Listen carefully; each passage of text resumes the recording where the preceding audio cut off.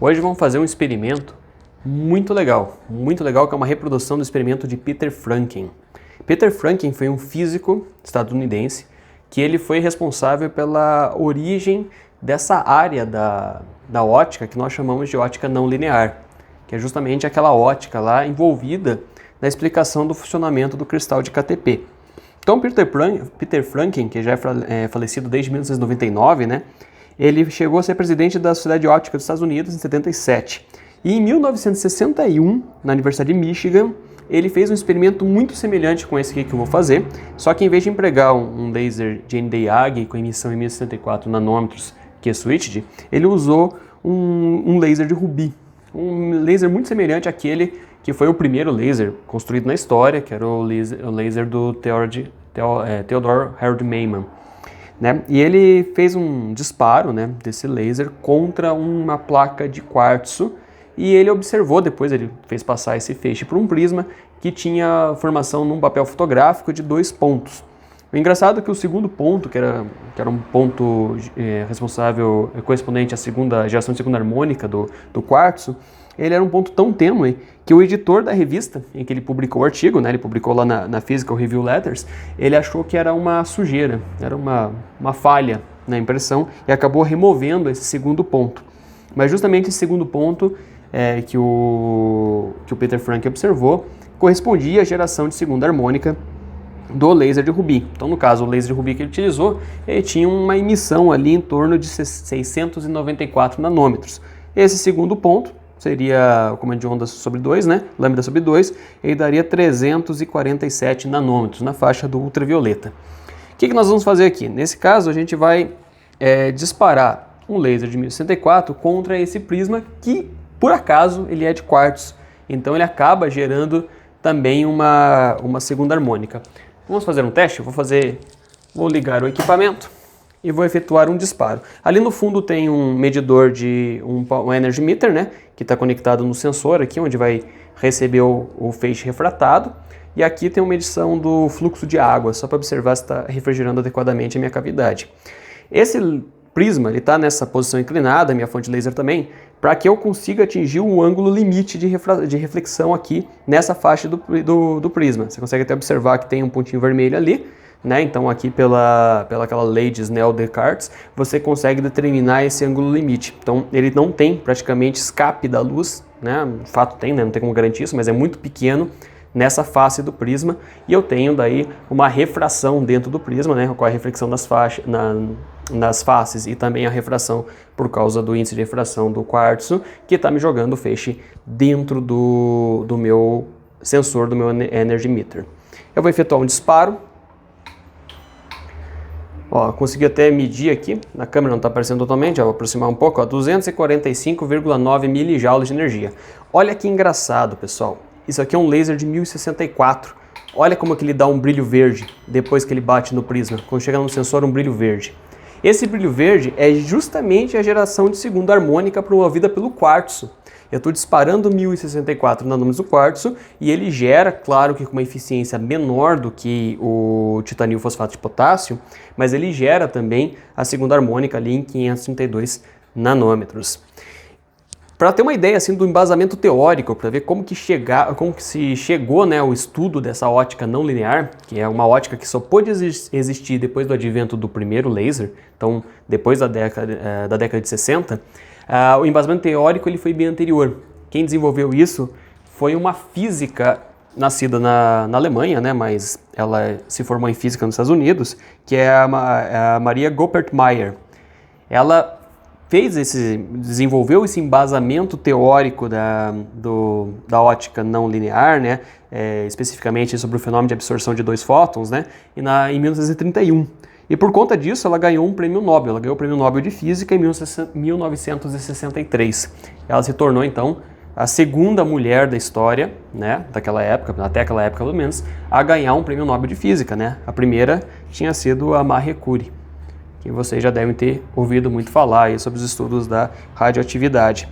Então, houve um desenvolvimento teórico prevendo o fenômeno de ótica não linear na década de 30, observado pela primeira vez após o advento do laser na década de 60, né? E hoje é amplamente utilizado aí para geração de segunda harmônica, no caso dos lasers de remoção de pigmento. Eu vou pausar o vídeo agora, eu vou fazer agora trocar a minha lente ali, vou colocar uma lente na ponta da cavidade laser com KTP, para a gente gerar para gerar daí a segunda harmônica de uma forma mais eficiente. Vamos passar isso pelo prisma e eu vou fazer uma detecção num papel fotográfico que está aqui do lado. Então eu vou reproduzir o experimento de Peter Franken utilizando aí um laser de Nd:YAG e os recursos aí mais modernos aí atuais. Pronto, pessoal, só para vocês verem como ficou até mais intenso o laser aqui, ó, passando pelo KTP, ó, um verde bem mais forte e a medição lá do sensor também parece mais alta. Criou energia do nada? Feriu o princípio da termodinâmica? Não, pessoal. É que o sensor ele tem uma curva de sensibilidade maior na faixa do visível. Então, como eu tenho um componente de luz visível maior do que de infravermelho, né, utilizando o KTP, eu vou ter uma responsividade, né, vamos dizer assim, né, um sinal do meu sensor mais elevado. Por isso que a medição ali no aparelho parece mais alta, porque eu não alterei a curva de calibração do instrumento interpretador, né? Apenas estou fazendo uma medição direta. Beleza? Vou dar um pause novamente aqui, vamos fazer um teste daí com a folha de papel fotográfico, né? Sem o sensor ali presente. Eu estou focalizando aqui especificamente o meu papel fotográfico. Aquela energia que está medindo ali de 300 e poucos milijoules, ela é suficiente para poder marcar esse papel fotográfico. Eu vou dar um disparo e vamos ver se vai aparecer um ponto só, quantos pontos vão aparecer nesse papel. A princípio a gente observou apenas uma marca, né? Dá para ver que está um pouco distante ali do laser vermelho, isso porque o infravermelho ele tem um índice de refração, né? O quartzo, no caso, tem um índice de refração diferente para os diferentes comprimentos de onda. Então, eu observei que tem um ponto ali, um pouco afastado do pontinho vermelho. Eu vou aproximar aqui, vou desligar e vamos aproximar para ver se a gente consegue observar alguma outra marca, né? Correspondente aí ao 532. Olha, pessoal, essa imagem está ruim sim porque eu coloquei um filtro âmbar na frente da câmera do celular para não danificar a câmera, né? Olha os disparos, vamos fazer um...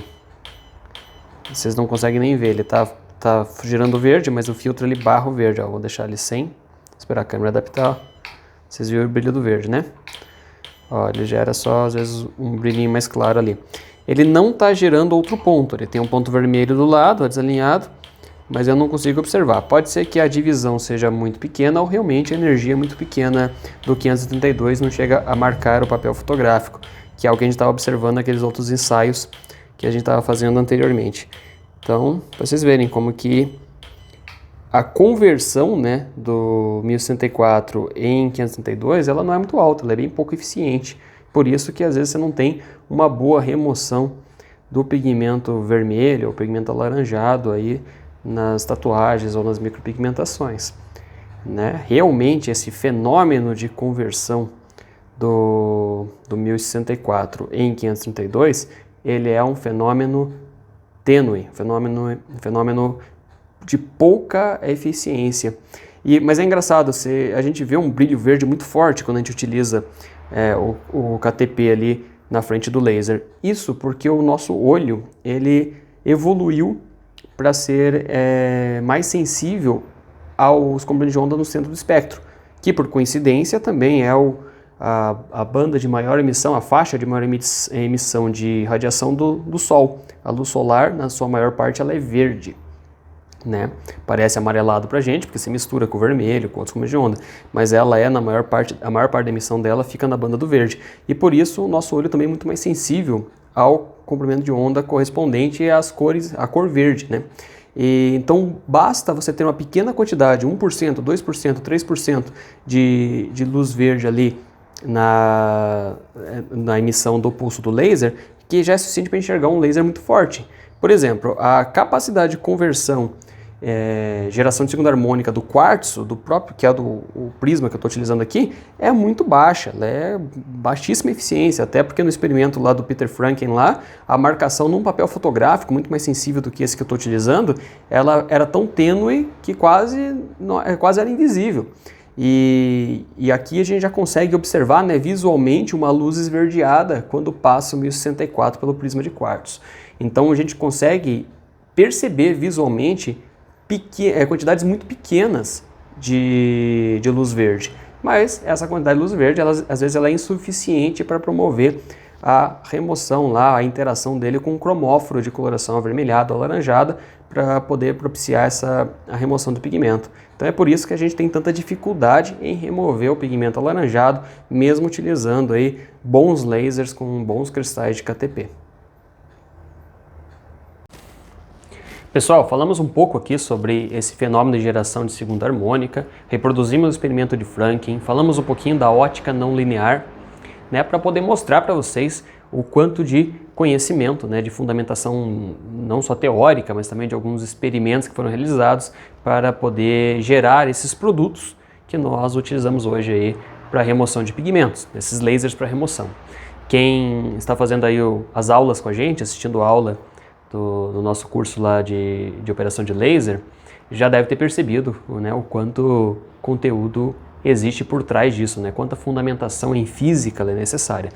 Claro que isso não é para desestimular ninguém, porque essa física mais aprofundada, ela é mais importante para quem quer fazer avaliação de equipamento, quem quer projetar equipamento, quem quer desenvolver equipamentos, e não necessariamente para quem quer operar. Claro que é sempre muito importante ter essa bagagem, né, ter essa base teórica aí por trás, sempre poder saber o que está fazendo, né? A gente tem que trabalhar da forma mais consciente possível, sabendo como que funciona as ferramentas que nós utilizamos, os riscos dessa ferramenta também.